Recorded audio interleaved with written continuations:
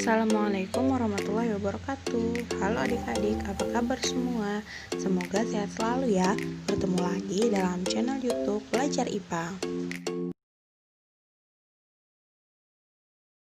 Nah, kali ini kita akan mempelajari IPA, Ilmu Pengetahuan Alam kelas 8, bab 2 mengenai usaha dan pesawat sederhana.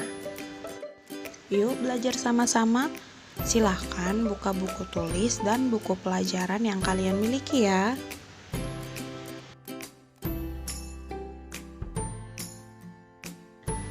Usaha. Apakah adik-adik sudah mengetahui apa itu usaha? Nah, usaha dalam fisika erat hubungannya dengan gaya dan perpindahan.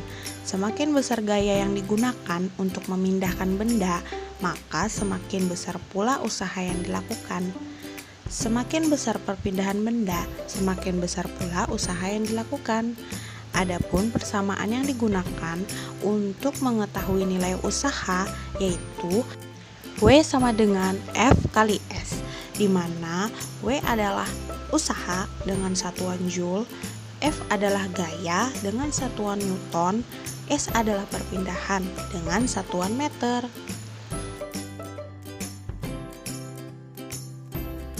Sekarang mari kita kerjakan contoh soal. Yuk kita kerjakan. Lani mendorong rak dengan gaya sebesar 100 Newton sehingga rak tersebut berpindah sejauh 10 meter. Sedangkan Siti mendorong rak lainnya yang sama massa dan ukurannya dengan gaya sebesar 400 Newton sehingga rak tersebut berpindah sejauh 40 meter. Pertanyaannya, berapakah besar usaha yang dilakukan oleh Lani dan Siti? Hal yang harus dilakukan saat pertama kali mengerjakan soal yaitu kalian harus menulis diketahui, ditanya, dan jawab. Nah, yang pertama adalah diketahui. Besaran apa saja yang diketahui pada soal? Yaitu F Lani sebesar 100 Newton dengan perpindahan atau S 10 meter.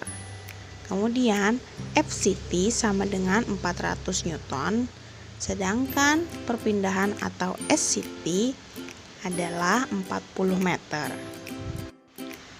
Ditanyanya adalah W yang dikerjakan oleh Lani dan W yang dikerjakan oleh Siti.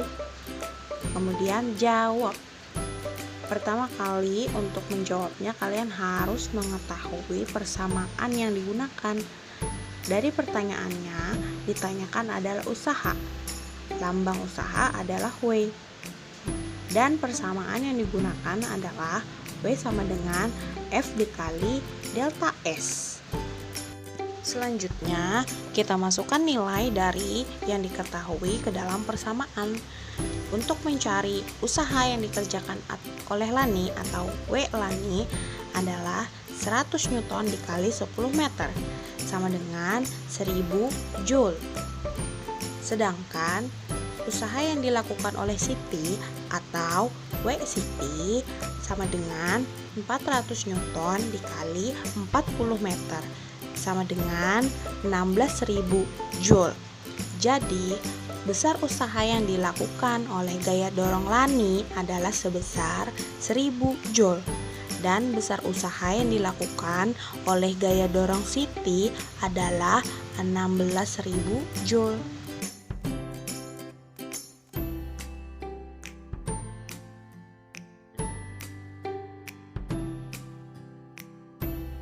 Adik-adik tentunya sudah memahami kan bagaimana cara menghitung usaha. Nah, sekarang kita membahas mengenai hubungan usaha dan energi. Bagaimana hubungan usaha dan energi? Ada dua. Yang pertama adalah besar usaha sama dengan perubahan energi kinetik, di mana persamaannya adalah W sama dengan delta EK sama dengan EK2 dikurang EK1 sama dengan setengah M dikalikan dalam kurung Pi2 kuadrat dikurang Pi1 kuadrat. atau besar usaha sama dengan perubahan energi potensial. Maka persamaannya yaitu W sama dengan delta EP sama dengan EP2 dikurang EP1 sama dengan M dikali G dikali dalam kurung H2 dikurang H1, di mana keterangannya W sama dengan usaha, EK sama dengan perubahan energi kinetik, EP sama dengan perubahan energi potensial.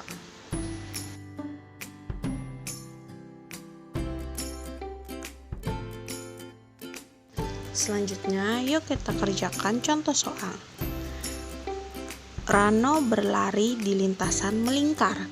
Kecepatan berlari Rano 2,5 meter per sekon. Saat melewati belokan, kecepatannya berkurang menjadi 1,9 meter per sekon. Jika massa Rano 45 kg, berapa usaha yang dilakukan Rano saat berbelok? Untuk menjawab, kita harus menulis diketahui, ditanyakan, dan jawab. Yang pertama adalah diketahui. Apa saja besaran yang diketahui pada pertanyaan? Yang pertama adalah massa Rano, yaitu M, sama dengan 45 kg. Yang kedua, kecepatan Rano yang pertama sama dengan 2,5 meter per sekon. Kemudian kecepatan Rano yang kedua sama dengan 1,9 meter per sekon. Ditanyakan nilai W. Jawab menggunakan persamaan yang berkaitan antara usaha dan kecepatan, yaitu pada energi kinetik, sehingga persamaan yang digunakan adalah W sama dengan M dikali Pi2 kuadrat dikurang Pi1 kuadrat. Maka masukkan nilainya sehingga diperoleh W sama dengan minus 59,4 Joule. Usaha bernilai negatif karena kecepatan Rano berkurang. Jadi, usaha yang dilakukan Rano saat berbelok sebesar 59,4 Joule.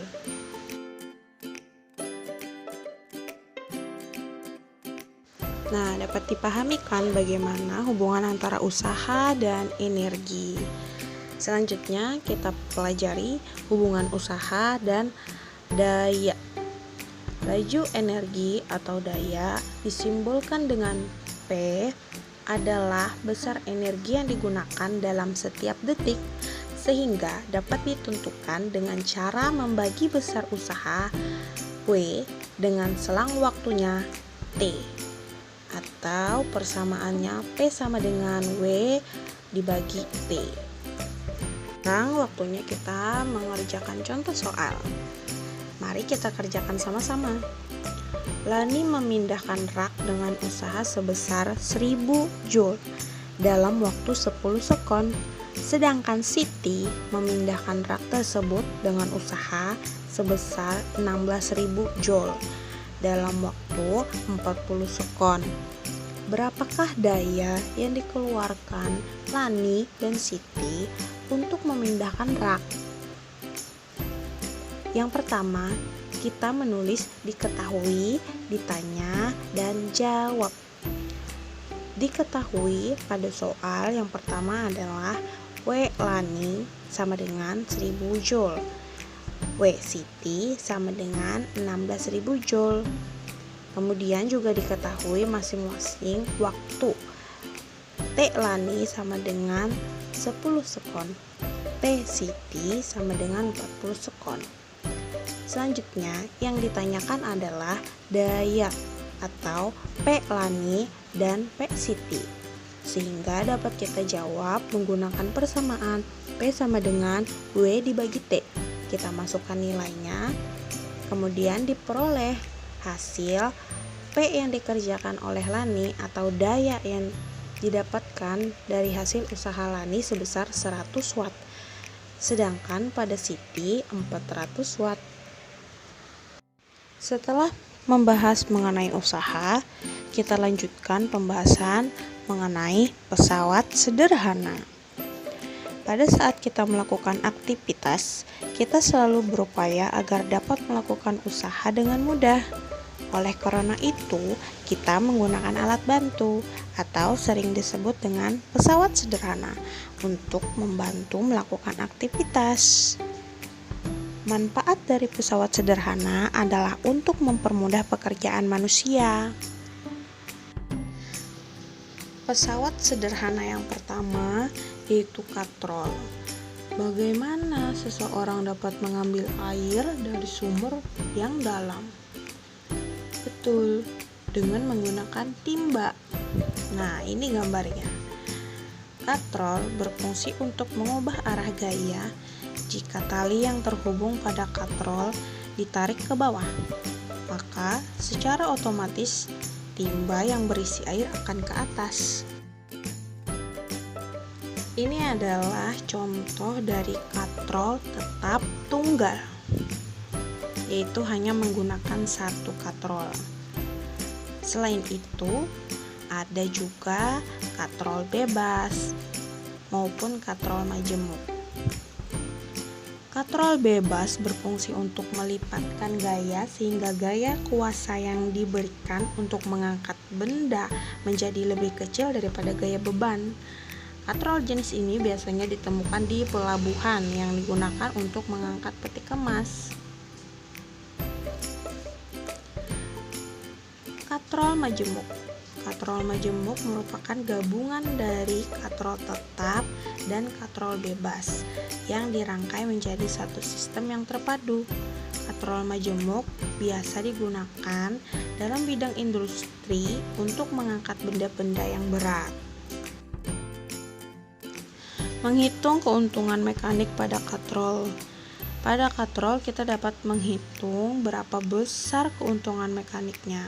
Adapun pada katrol tetap, keuntungan mekaniknya bernilai 1, sedangkan pada katrol bergerak, keuntungan mekaniknya bernilai 2. Sedangkan pada katrol takal, keuntungan mekaniknya bernilai 3. Persamaannya dapat adik-adik pelajari ya.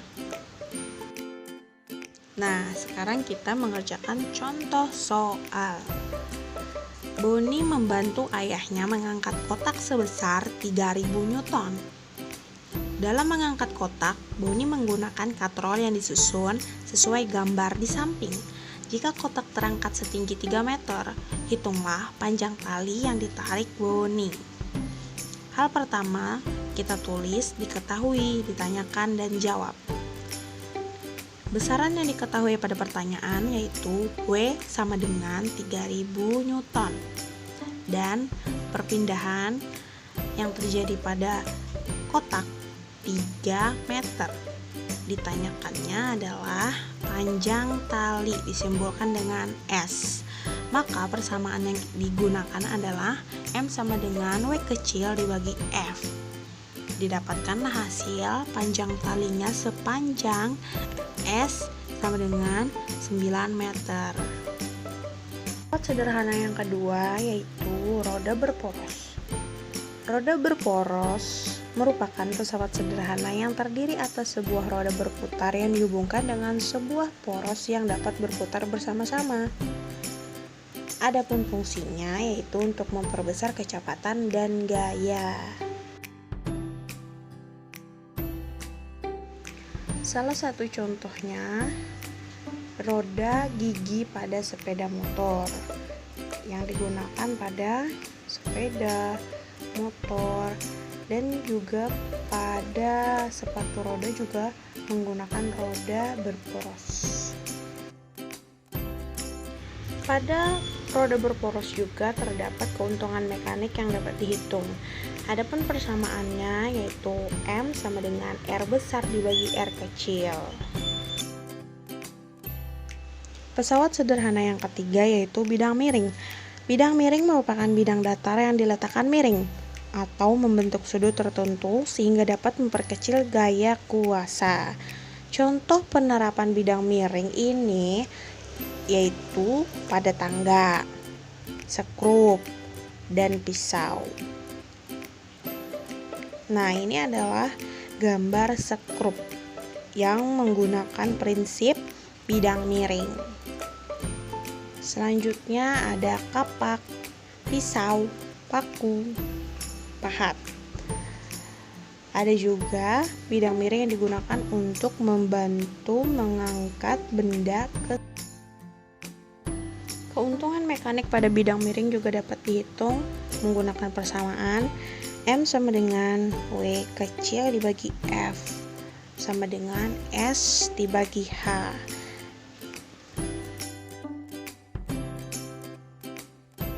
Pesawat sederhana yang terakhir atau yang keempat yaitu adalah pengungkit. Pengungkit merupakan salah satu jenis pesawat sederhana yang paling banyak digunakan dalam kehidupan sehari-hari. Contoh alat-alat yang merupakan pengungkit antara lain gunting, linggis, jungkat jungkit, pembuka botol, pemecah biji kenari, sekop, koper, pinset, dan sebagainya. Ini adalah tabel jenis pengungkit yang dikelompokkan berdasarkan letak titik tumpu, lengan kuasa, dan lengan beban. Yang pertama, jenis pengungkit jenis pertama. Penerapannya yaitu pada gunting. Konsep pengungkitnya di mana titik tumpu berada di tengah-tengah antara gaya kuasa dan gaya beban. Pengungkit jenis kedua contohnya pada pembuka botol.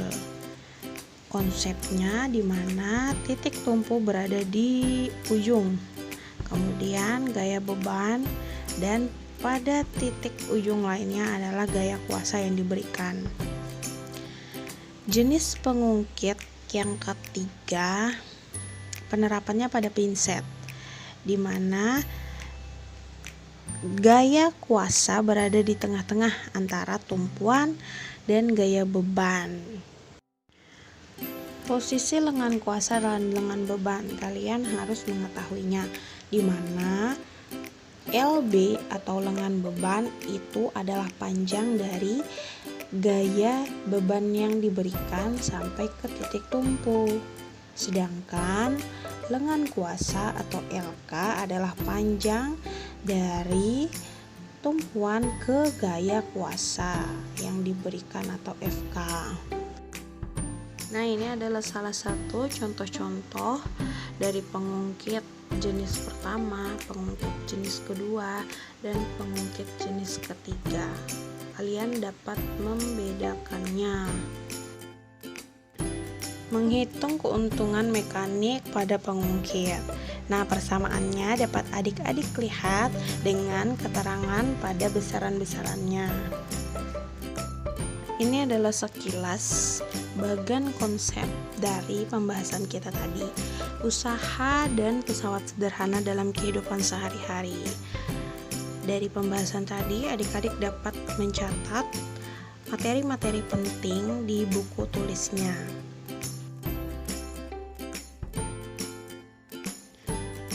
Oke adik-adik, telah selesai pembahasan kita pada bab 2, usaha dan pesawat sederhana.